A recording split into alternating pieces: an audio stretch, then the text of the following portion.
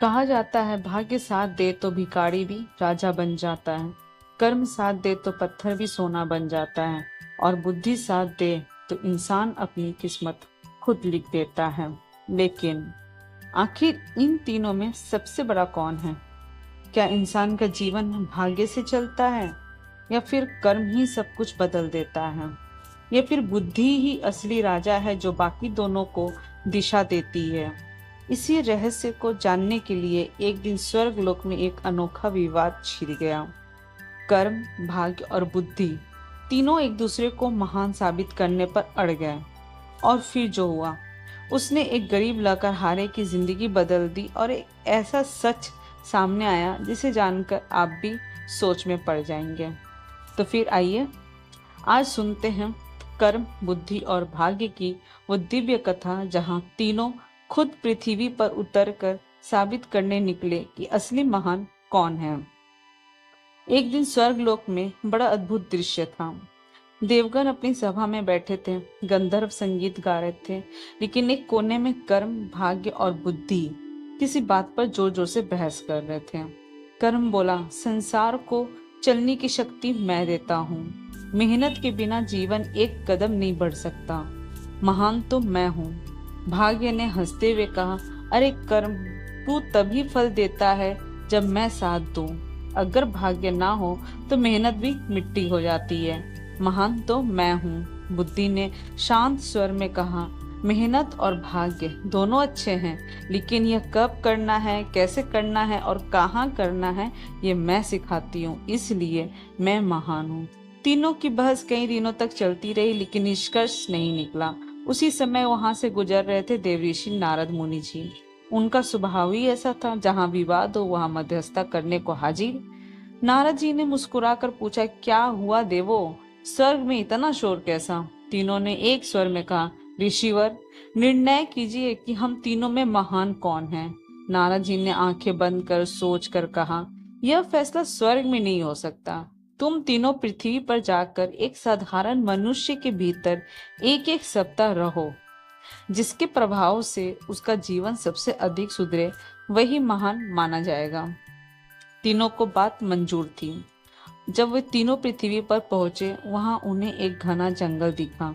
पेड़ों के बीच एक दुबला पतला गरीब लकड़हारा, फटी हुई धोती पहने, पसीने से तरबतर मेहनत कर रहा था।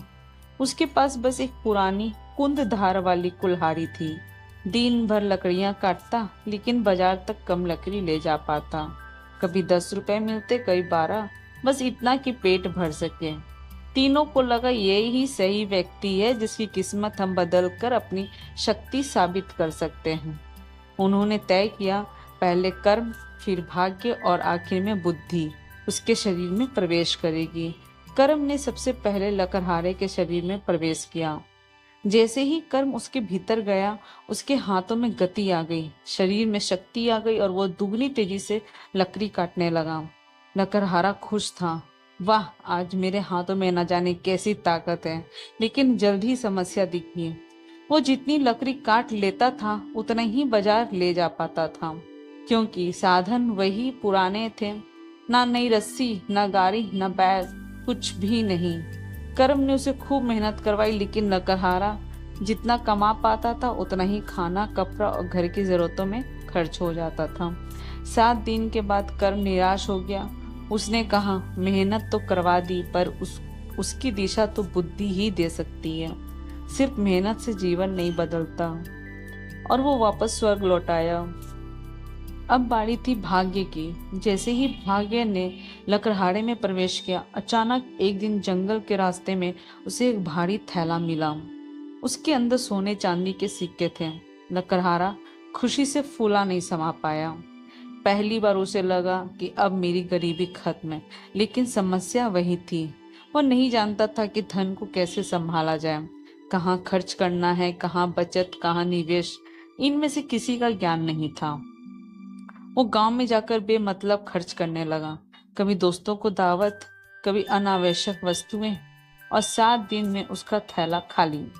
भाग्य ने सिर पकड़ लिया, सिर्फ किस्मत देकर मैंने इसका नुकसान ही किया। ज्ञान ना हो तो धन भी विनाश बन जाता है, और वो भी स्वर्ग लौट गया। अब बारी थी बुद्धि की।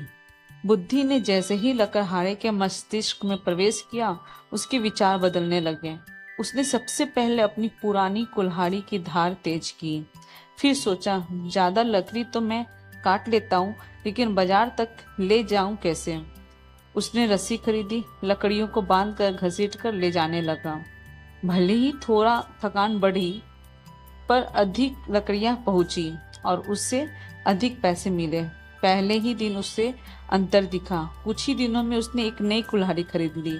अब उसके पास 2 कुल्हाड़ियां थी। एक कुंद हो जाए तो दूसरी से काम।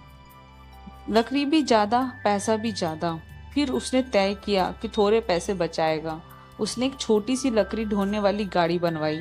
अब वो एक साथ बहुत सारी लकड़ियां ले जा सकता था। लकड़हारे की आय अचानक बढ़ने लगी। घर में खुशहाली आने लगी। उसका आत्मविश्वास बढ़ गया। उसके सोचने समझने का तरीका बदल गया।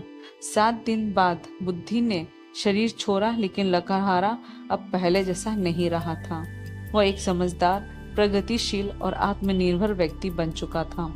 स्वर्ग में नारद मुनि ने तीनों से पूछा, तो बताओ देवो, अब कौन महान है। कर्म ने कहा, मेहनत तो मैं करवाता हूँ, पर दिशा बुद्धि ही देती है।